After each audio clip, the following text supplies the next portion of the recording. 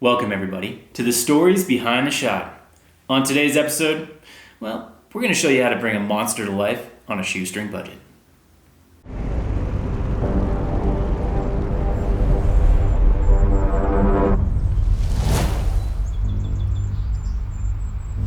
But adventures can take a shadowy twist down a dark road where creepy creatures exist. Perhaps it's my mind simply playing its tricks. Or was that a monster stepping on sticks?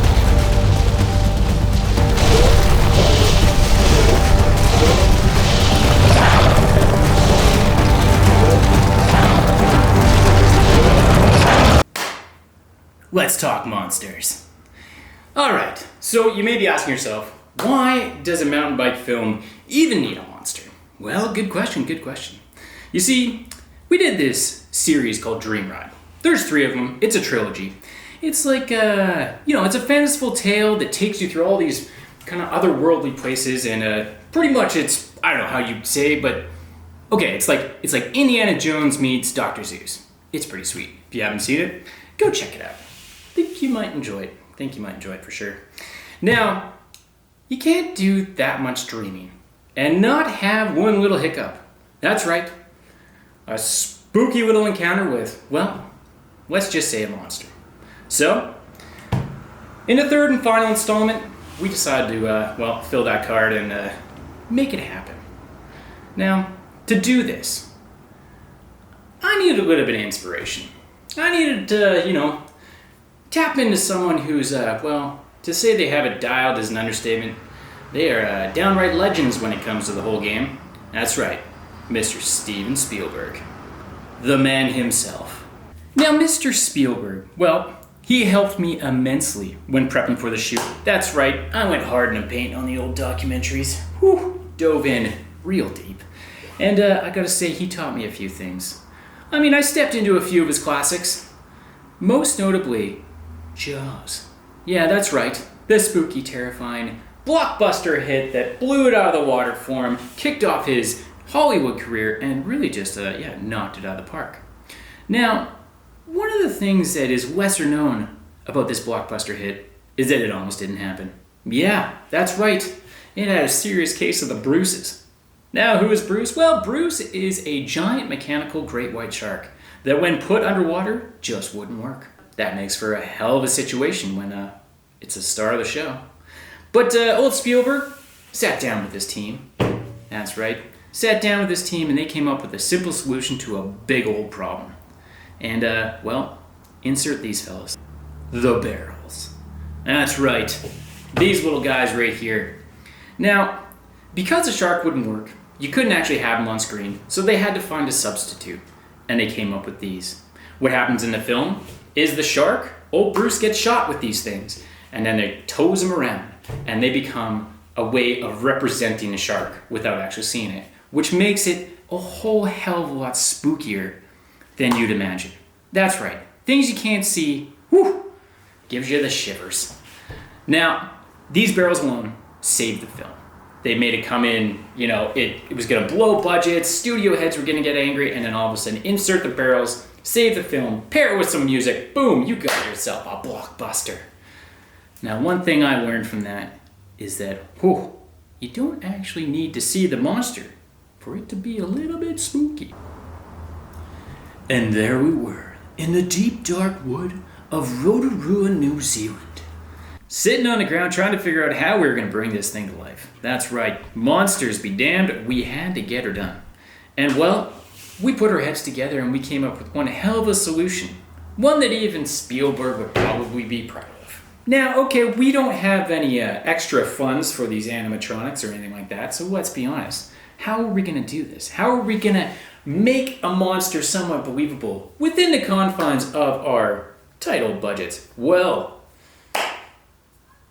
we adopted the whole, you don't have to see it to believe it. And, we became the monster. And to do that, it was fairly logistically simple. All you have to do is give the gimbal and the camera to the spruce goose himself. That's right. If you've ever seen Scott Secco run through the woods with the camera, it is a thing of beauty.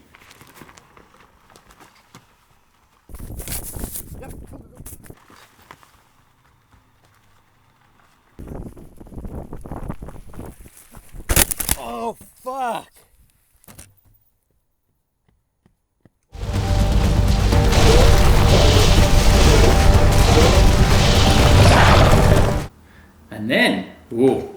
And then we got into the Jurassic Park. Woohoo! Now Jurassic Park. That's something to talk about. Talk about a film. Oh, my all-time favorite. Just the best. And there's one shot in there in particular that really just knocks it out of the park. And it's when they're not supposed to go into the long grass. Don't go into the long grass. Don't go into the long grass. And then they all go into the long grass, of course. And they're running through it. Da, da, da, da, da, da.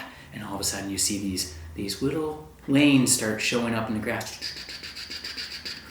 All coming in from all sides, circling. And raptor attack, raptor attack, raptor attack. Boom, boom, boom. And you can see it coming as a viewer. It is all time. It's incredible. I love it. We took the whole Jurassic Park thing and dropped it into our shoestring budget. And, well, I'm not gonna lie. It ain't pretty, but it got the job done. I'll have Scott Secco explain. Okay, so basically we wanted to have a section of the movie where Hopkins is getting chased by some sort of dream nightmare creature, and basically we don't have budget for a huge animatronic Jurassic Park monster creature factory thing, so basically we are tying a rope to a bunch of ferns to make it look like a critter is crawling through the bushes stalking him. So hopefully it'll look good on film. It looks really weird in real life. But yeah, it'll work like this. And we'll have a bunch of those and it'll be like shoo, and the critter will be chasing Hopkins. Critter. If I can ever get out of this rat's nest. There we go.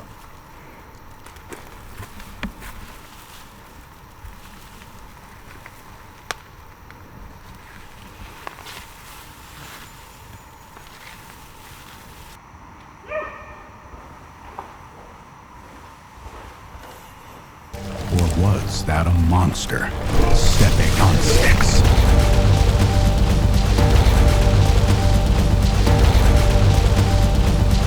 Slapstick, yes, but effective? I'll let you guys be the judge of that.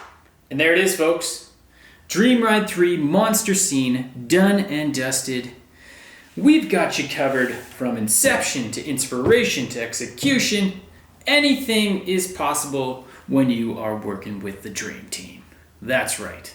Scott Secco, Andre Nutini, Bruno Wong, my boys. It was an absolute pleasure, let's be honest. And well, if you haven't seen the Dream Ride series, go and check it out. And for the here and now, if you like what you see, hit subscribe, like, comment, all those things. And well, we'll be back shortly with another one. All right, this is me, well, signing off, saying ciao for now, and thank you for watching. Peace, peace.